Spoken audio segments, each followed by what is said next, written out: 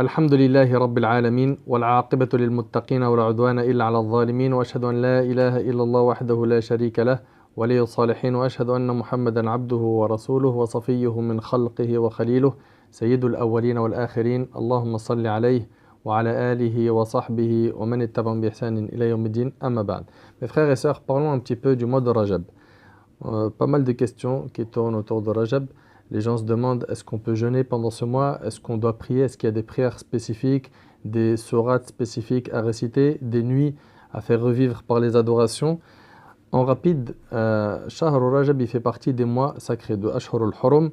Les mois sacrés sont au nombre de 4. Donc Allah Tabarak wa Ta'ala a mis en valeur ces mois. Et puis le prophète alayhi salatu wassalam nous a dit dans la sunna que ces mois sont Dhul Qa'da, Dhul Hijjah, Muharram, donc 3 mois qui s'enchaînent, et Rajab. Rajab, ça fait partie des mois sacrés. Dans le hadith d'Abi Dharr qui est rapporté par Abu Daoud, le prophète il a dit Sum min al-hurum watruk. Jeûne des jours pendant les mois sacrés et délaisse-en d'autres. Donc c'est un encouragement de la part du bien-aimé alayhi salatu wassalam de jeûner, de faire des efforts pendant les mois sacrés. Maintenant, la question qui se pose c'est est-ce qu'il y a un jour spécifique où il faut jeûner pendant le mois de Rajab? La réponse est non, comme l'a rapporté l'imam Nawawi et d'autres parmi les savants. Et il n'y a pas non plus de nuit à faire revivre par des adorations spécifiques comme la nuit du 27, où certains disent que c'est la nuit du Isra al-Mi'raj, du voyage nocturne et de l'ascension, et donc ils y prient toute la nuit. Il n'y a pas de texte authentique à ce sujet. Donc ce qui nous est recommandé, c'est de jeûner pendant les mois sacrés. Jeûner.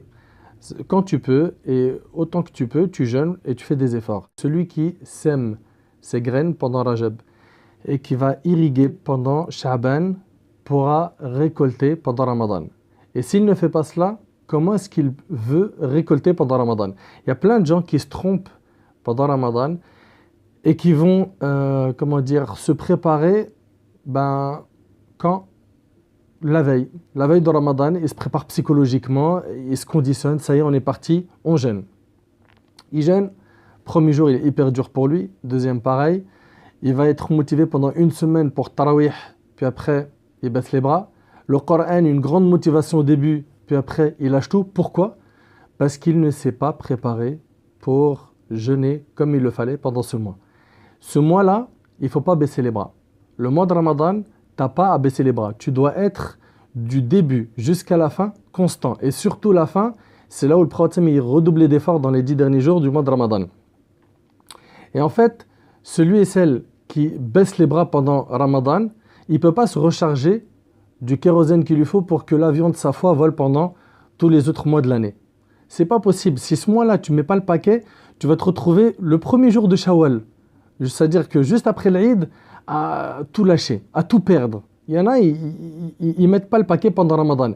Et c'est là, ces gens-là sont exactement comme quelqu'un qui est sur l'autoroute, dans un chemin désertique, il tombe en panne, il appelle quelqu'un pour le dépanner, et au moment où il est en train de lui donner l'adresse ou sa position, il n'a plus de batterie, et il n'a pas de chargeur. Tu es comme ça. Si tu ne te prépares pas bien comme il faut à accueillir le mois de Ramadan, tu vas te retrouver à faire un mois qui ne va pas être au top, et surtout tu ne vas pas pouvoir tenir après le mois de Ramadan. Le mois de Ramadan, n'oublie pas, c'est ta recharge. C'est ta recharge qui va te permettre d'être fort pendant toute l'année. Et c'est pour ça que Rajab et Sha'ban, c'est l'échauffement, c'est l'entraînement. C'est l'entraînement. Vous savez très bien qu'un sportif, un joueur de foot, il ne descend pas comme ça pour jouer sans échauffement. Pareil, toi, tu ne peux pas descendre sur ce terrain spirituel sans t'entraîner. Et c'est pour ça que le prophète il jeûnait pendant Sha'ban, et il disait que c'était un mois où les gens sont insouciants, c'est un mois où les œuvres sont exposées au Seigneur des mondes. Donc Rajab, Sha'ban, c'est une période très importante. Les gens, ils sont totalement insouciants pendant ces mois-là. Sème tes graines pendant Rajab, plante, mets de l'eau pendant Sha'ban, tu pourras récolter pendant Ramadan.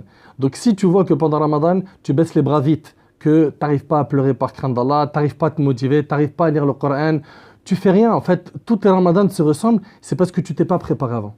Tu t'es pas préparé avant. Donc mon frère ainsi que toi, ma soeur, jeûner pendant Rajab, ça fait partie des choses qui sont recommandées sans le spécifier lui-même seul. C'est-à-dire que tu jeûnes, jeûne pendant les mois sacrés.